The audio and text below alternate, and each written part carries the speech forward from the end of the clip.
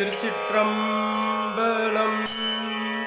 இந்திரிய வயமாக்கி இறப்பதற்கே காரணமாய் அந்தரமே திரிந்து போய் அருணரகில் வீழ்வேற்கு சிந்தைதனை தெளிவித்து சிவமாக்கி எனையாண்ட அந்தமில்லா ஆனந்தம் அணிகொள் தில்லை கண்டேனே.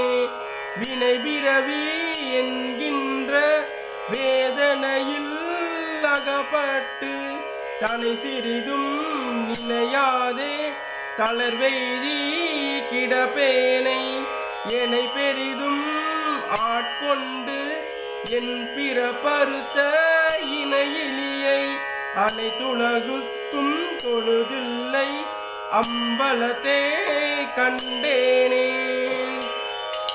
திருச்சிற்றம்பலம்.